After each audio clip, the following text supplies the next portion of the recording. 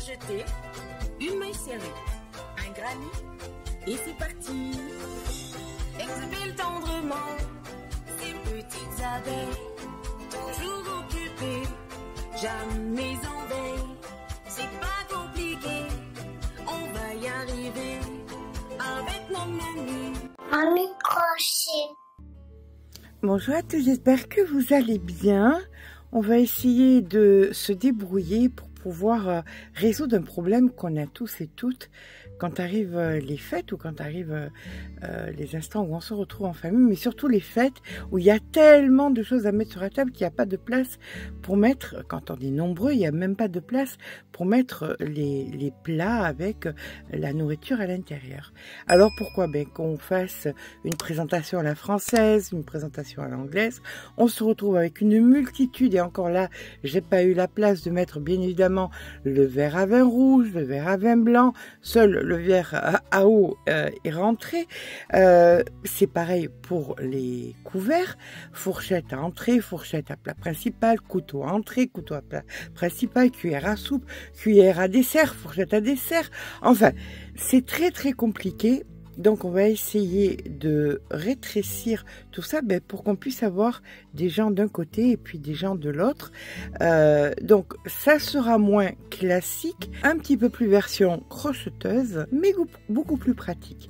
Alors on va venir utiliser comme là-bas, je vous avais fait le dessous de plat. Alors ça peut être un dessous d'assiette aussi, mais surtout un dessous de plat, c'est bien. Comme vous voyez, vous pouviez aussi le faire en couleur or, ça, en couleur argent, pardon.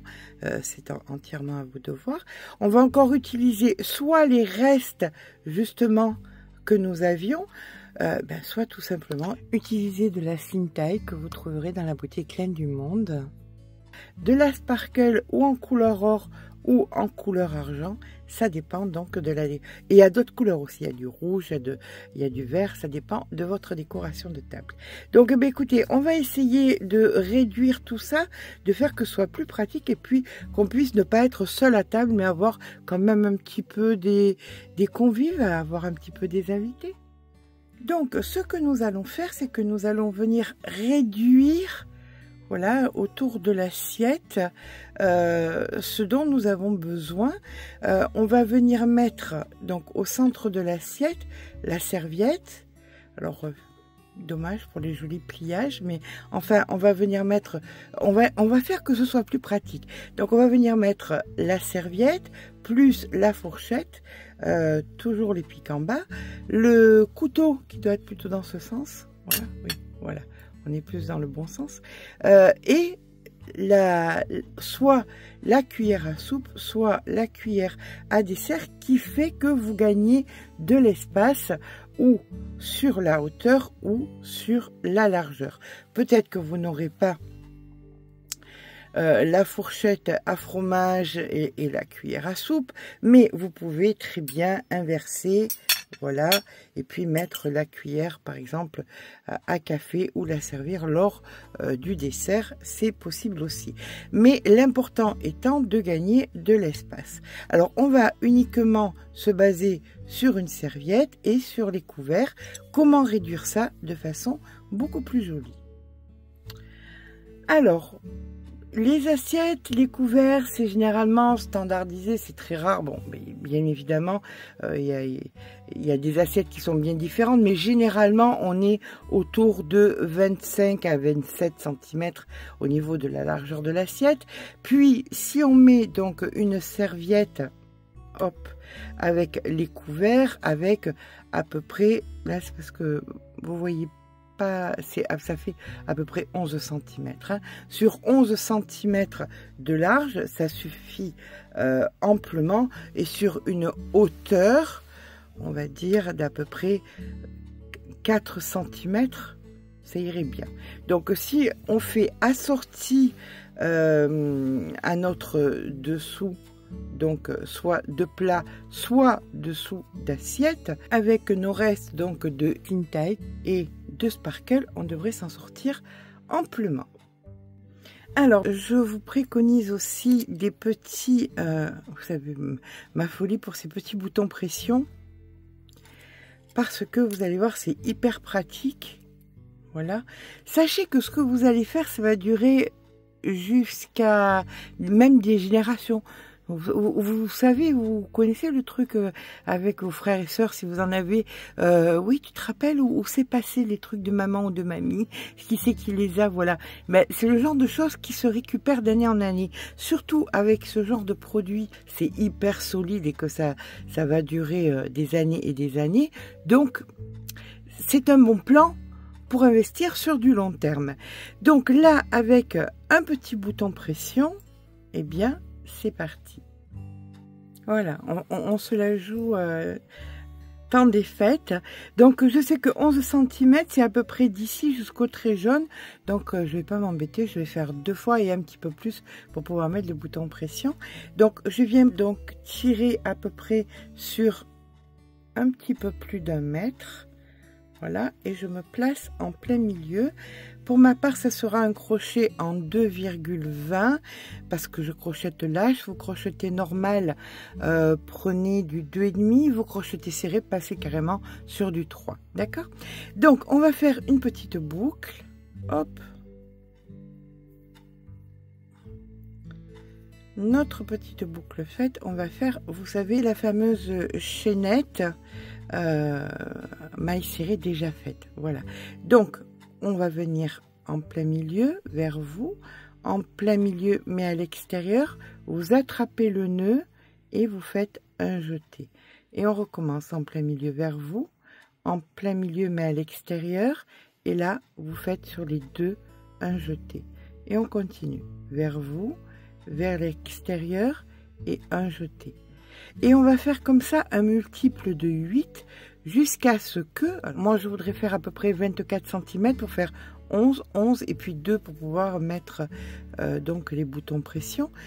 Donc mes 24 cm ne sont pas vos 24 cm. Mais ce qui est important, c'est que nous ayons tout un multiple de 8. Donc ce sera peut-être pas 24 cm, mais minimum 24 cm. D'accord? Allez, eh bien, écoutez, on continue comme ça jusqu'à ce qu'on ait un multiple de 8 qui fasse 24 cm. Je vous rejoins quand c'est fait.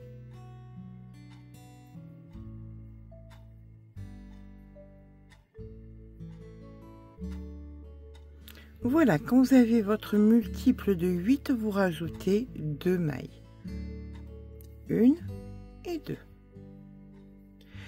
Alors, on va travailler dans les deux sens. On va travailler une partie dans ce sens-ci. Quand on aura terminé, on viendra travailler une partie dans ce sens-là. D'accord? On va venir faire une petite maille en l'air. Hop. Et vous allez donc faire votre multiple de 8 plus 2 en maille serrée. Et on va rentrer le fil en même temps. Voilà. Donc, on se rejoint, alors que de la maille serrée sur la totalité. Je vous rejoins à la fin du rang. Voilà, et je termine avec ma dernière. Alors, sachez que tout ce que nous venons de faire là, et tout ce que nous allons faire plus haut, tout à l'heure, quand on terminera, qu'on fera le nœud, qu'on rentrera le fil, vous tournerez l'ouvrage et vous referez exactement la même chose en piquant ici. C'est-à-dire que là, vous ferez votre rang de mailles serrées, puis tout ce que nous allons faire maintenant, vous allez le faire de l'autre côté. D'accord? Allez, pour l'instant, on en est là. Là, maintenant, nous allons venir faire 1, 2, 3 mailles en l'air. On tourne le travail. On vient dans la maille d'après et on vient faire ici une maille serrée. Puis 1, 2 mailles en l'air. On passe 2 mailles. Donc 1, 2. Dans la troisième ici, on fait une maille serrée, 3 mailles en l'air et dans la maille d'après, une maille serrée. 1, 2 mailles en l'air. On passe 2 mailles. 1, 2. dans la troisième, on fait une maille serrée. On fait 1, 2, 3 mailles en l'air. On vient dans la maille d'après et on fait une maille serrée. Et on recommence. 1, 2 mailles en l'air. On passe de mailles. Dans la troisième, une maille serrée. 3 mailles en l'air. 1, 2, 3. Dans celle d'après, une maille serrée. Et on fait ça jusqu'à la fin du rang. On se rejoint donc en fin de rang. Je suis donc en fin de rang. Je viens de faire mes 3 mailles en l'air. 1, 2. Je passe mes 2 mailles. 1, 2. Ici, je fais une maille serrée, une maille en l'air et une demi-bride dans la dernière. Hop. Voilà. Donc voilà ce que nous avons obtenu. On va passer donc au rang numéro 3. Rang numéro 3, nous allons faire une maille en l'air, on tourne le travail. Sur la demi-bride ici, on fait une maille serrée. Nous allons donc faire 6 brides suivies de mailles en l'air. Donc on commence par une bride, une maille en l'air, une fois, une bride, une maille en l'air, 2 fois, une bride, une maille en l'air 3 fois, une bride, une maille en l'air 4 fois, une bride, une maille en l'air 5 fois, une bride, une maille en l'air, et donc nous avons 1, 2, 3, 4, 5, 6 brides chaque fois suivies de mailles en l'air. Là maintenant, nous allons dans le petit arceau suivant et nous refaisons une maille serrée. Et on recommence une maille en l'air, les 6 brides suivies de mailles en l'air, la maille serrée, 6 brides suivies de mailles en l'air, etc., etc. On commence et on finit toujours donc nos brides par une maille en l'air. D'accord?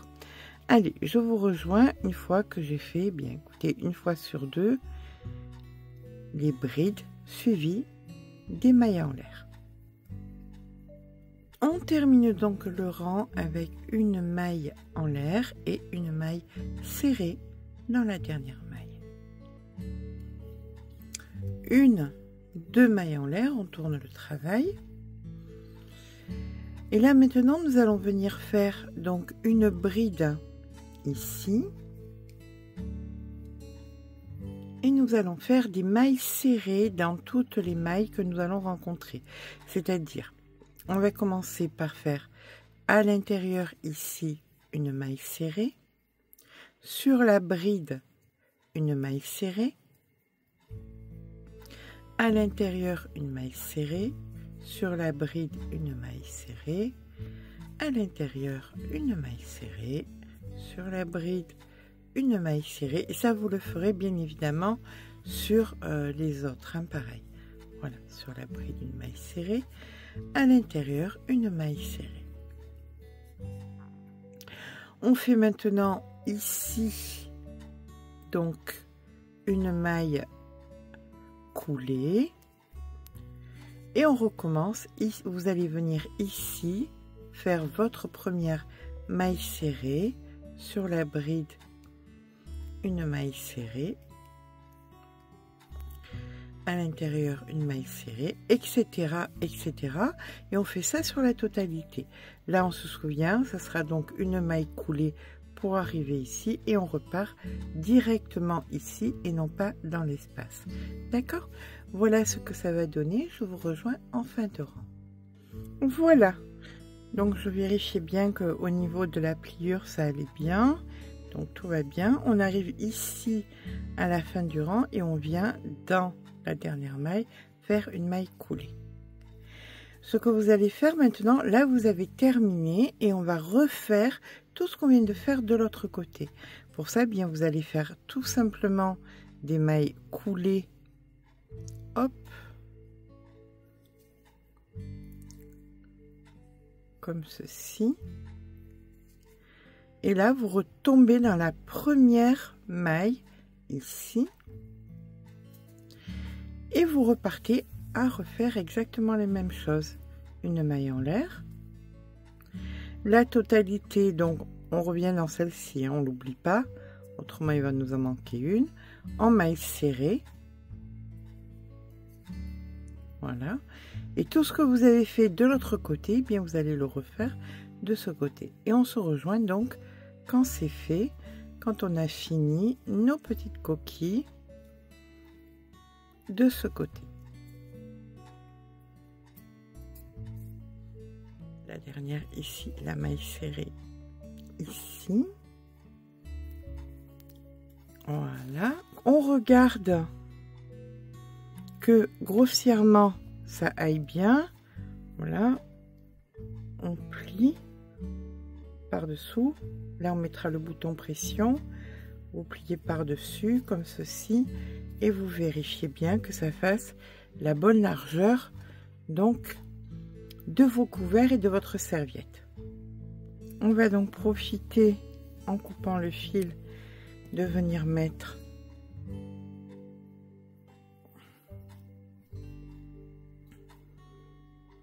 le bouton pression.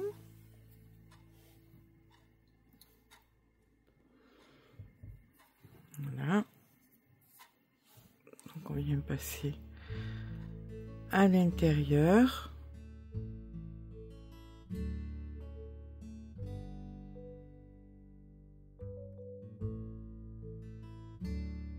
Voilà.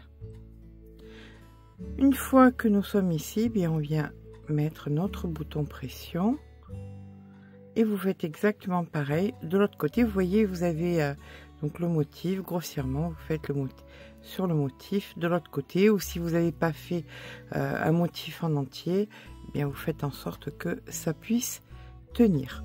Voilà, je joins, je mets donc mes deux boutons pression et je suis à vous.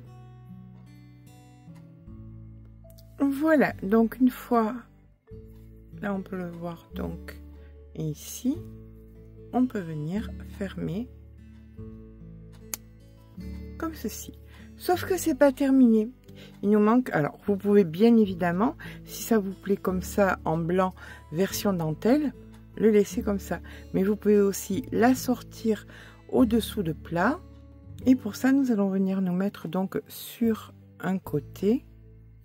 Hop, on récupère notre fil.